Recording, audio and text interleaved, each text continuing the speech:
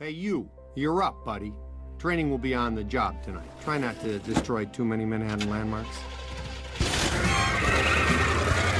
Hey everybody, this is Zach with Tanuki Games, and today we're taking a comprehensive look at Ghostbusters the Game, released for the PS2, Wii, PS3, Xbox 360, and PC in 2009. Please remember that a like, a comment, or subscribe means a lot to me and of course the channel. Ghostbusters the Game is an interesting specimen.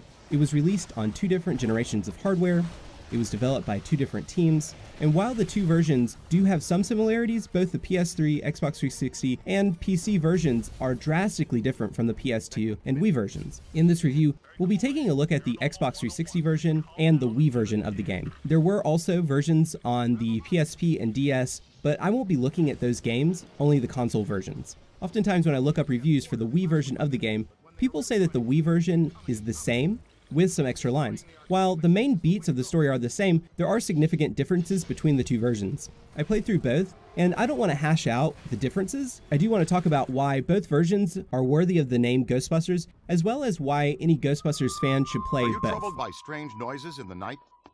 Do you experience feelings of dread in your basement or attic? Have you or your family actually seen a spook, specter, or ghost? If the answer is yes, then don't wait another minute. The story of Ghostbusters the Game is a continuation of the story set forth by the first two movies. This is no fanfic. The original writers for the first two movies, Dan Aykroyd and Harold Ramis, wrote the script for the game. It takes place directly after the events of the second movie. The year is 1991. You play as the newest member of the Ghostbusters. Your character is nameless. What's your name again, kid? No names, Ray. I don't want to get too attached to this kid. You know, just in case. You remember what happened to the last guy? In the Wii version, you can choose to be male or female. At first, the game feels a bit like a retread. The Stay Puft Marshmallow Man is in Times Square, the librarian is back, Enough with the shushing! and even the Sedgwick Hotel has Slimer once again running amok. However, by the mid-game, Ghostbusters the Game begins to tell its own tale. It involves another demigod, and a psychokinetic Mandala has been laid around New York to bridge the gap between the ghost world and our own. Perfect fit. It's not a constellation. It's a mandala. I can't believe I never saw it before. Okay, for 1 minute, pretend someone here doesn't know what a Mandala is. Mandala is like a spiritual labyrinth. I really don't want to spoil anything about this story for folks who haven't played it yet, but it is a great Ghostbusters tale. I rewatched both of the movies for this review, and I would say that the story Ghostbusters the Game presents is very much in line with the tone, humor, and subtle scariness of the original two films. You thinking what I'm thinking? Thin crust New York style with no visible anchovy. Maybe later. Right now I need to go back to the lab and take a look at this codex. And analyze the data we've collected. Noticeably absent from the game are Rick Moranis' character, Louis Tully, as well as Sigourney Weaver's character, Dana Barrett. It would have been cool to see Louis and Janine's romance further explored, as well as what happened to Dana and her son after the events of Ghostbusters 2. Other than that, pretty much everyone is accounted for, including the four original Ghostbusters and even Peck. The gameplay in both versions of Ghostbusters the Game is similar, with some major and minor differences. Both versions are third-person, over-the-shoulder action shooters. Each version feeds you down corridors to get to the next room to bust ghosts, rinse and repeat for each level. Your character is armed with a proton pack and ghost traps. In the 360 version, you blast enemies with A, throw ghost traps with X, and dodge with B. In the Wii version, you have the same controls, with the exception of the dodge button. However, with the Wiimote, you can aim more directly, and the Wii version has a function to lock onto enemies, which helps a lot. There are various types of weapons that you'll need to utilize on different enemies. In the end, though, you'll mostly just blast enemies until you wear them down enough to capture them. In the Xbox 360 version, you'll need to wrangle the ghosts into traps by pulling them into the trap and not letting them escape from the sides. I like this better than the Wii version, but sometimes it can be hard to gauge where you are in relation to the ghost and the trap. The Wii version simplifies things considerably. You just wave the Wiimote where the game tells you, and the ghost is incapacitated while you put them in the trap. In the 360 version, you get upgrades, which help you to consume less energy while blasting enemies or catch ghosts more quickly.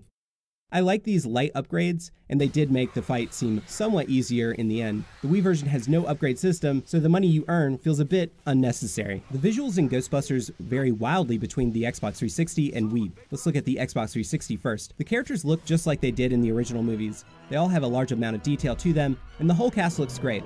While everyone looks their part, this version is showing some age. The facial animations can look a bit stiff, and there are persistent lip-syncing issues. However, the game does have an excellent color palette, and there is a good amount of detail in each level. The enemies are varied, and the character designs for the ghosts range from small and creepy to lumbering and imposing.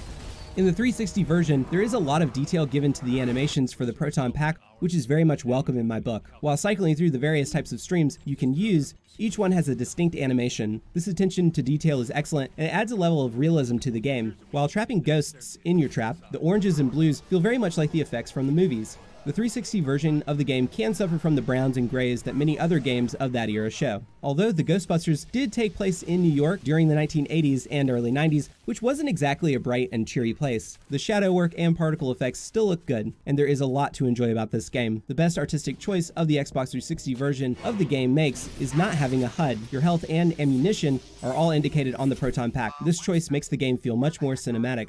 As a visual package, it is a very good one. The Wii version of the game looks completely different. The developers opted for a more cartoony style due to the limitations of the Wii's hardware. It would be like the difference between Ghostbusters the movie and the real Ghostbusters the animated series. This creative choice pays off well, and it gives the player a very different experience. While the visuals in the Wii version aren't as high-res as the 360, the artistic choice does give more range to the characters to emote with. Since the designs are more simplistic and stylized, the directors of the Wii version were allowed to do some more interesting things not found in the 360 version. It also is much easier to read characters and scenes. Check out these two scenes and see how different the two versions play out.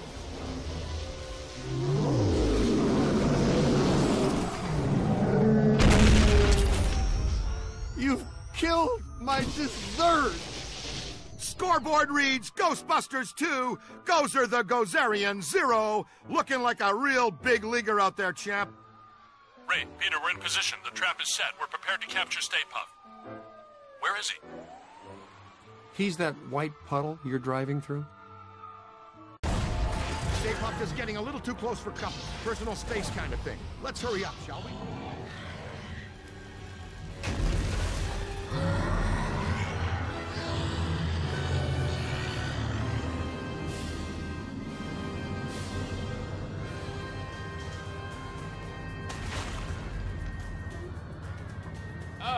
What a mess down here. Ray, Peter, we're in position. The trap is set. We're prepared to capture Stay Puft. Where is he? He's that white puddle you're driving through. Timing's off by just a hair, Egon, but we're glad the trap is working again. In some scenes, the Wii version seems much more storyboarded, and the end result gives you a much more cinematic feel. The Wii version also differs in its ghost designs, and even the levels have a large amount of variance. In both cases, the game is visually interesting. There are loads of small details that make you feel like you're a Ghostbuster. In the headquarters, there are loads of Easter eggs that you'll certainly want to comb through. Please stop burning the microwave popcorn. The sound, music, and voice are handled with equal care. The sounds in both versions of the game are very well delivered.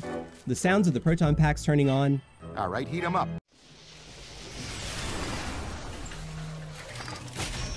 And the separation between your partners as you bust ghosts help you to know where everyone is in the room. The ghosts all sound scary as well.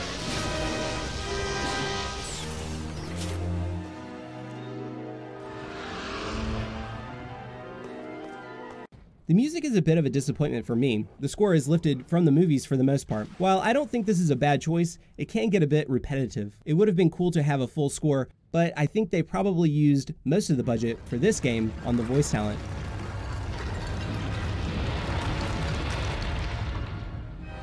When I was a kid, I dreamed of fighting a T-Rex. Of course, it had skin and bones and was alive, and I only had a club. But with lemons, we make lemonade. Ghostbusters the game was able to get a large amount of the cast back together. Dan Aykroyd, Harold Ramis, Ernie Hudson, and Bill Murray reprised their respective roles. Some of the smaller parts are reprised as well, including Janine and Peck. It can't be understated how great it is to have the majority of the cast back together. I have heard some complaints about Bill Murray's performance, but I would say that it's his standard sarcastic shtick. Ray, since you're the most excited about going to Ghost Island, why don't I just take the boat? I thought I was making a nice gesture. You're giving me the suspicious look. Drop it instantly. Let's get going, because nobody enjoys rushing headlong towards their death more than this fella. On normal, the difficulty in the Xbox 360 version varies from not too bad to absolute bullshit. The difficulty spikes have no warning, and it felt like luck a lot of the time. I could play a room 3 times and get decimated, then take a break and beat it on the first try. Nothing is impossible, but the game just feels unfair a lot of the time. If you get frustrated, take a break. Once you choose your difficulty in the 360 version, you're locked in, so choose wisely. I played the Wii version on easy for time purposes, but you can change the difficulty anytime.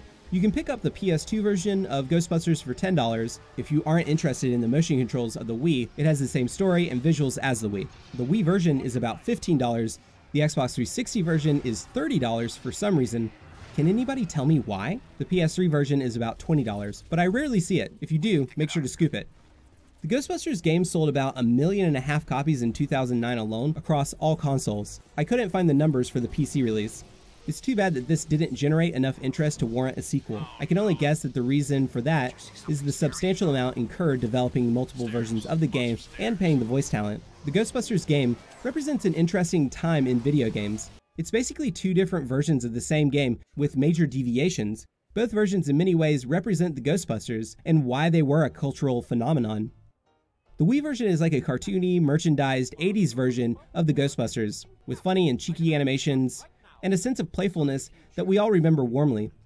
The 360 version is like a direct sequel to the films. Is your haunting an apparition, poltergeist, phantasm, wraith, banshee, demon, spectre, tortured soul? What? No, we do not summon dead family members and catch them, so you can ask the combination to the safe. With a grittier, somewhat scarier sheen, but it's still fun like the original source material. If you're a Ghostbusters fan, you really should play both versions of the game. They are different enough to warrant your time. I don't think that Ghostbusters fans realized how lucky they were to get this game back in 2009. It is Ghostbusters 3, a project we waited for decades. And get him off me! I think we need to keep an eye on him. You think? No, I mean, we really need to keep an eye on him. Unfortunately, with Harold Ramis passing, it will most likely be the last chapter in the franchise for the original cast. While Ghostbusters the game isn't perfect, it is a perfect Ghostbusters game. It has all the sense of fun and ominousness of the films. The balance of those 2 competing emotions is what makes the movies so special, and this game honors that legacy. This is Zach with Tanuki Games. Please remember that a like, a comment, or a subscribe means a lot to me and of course the channel. Enjoy!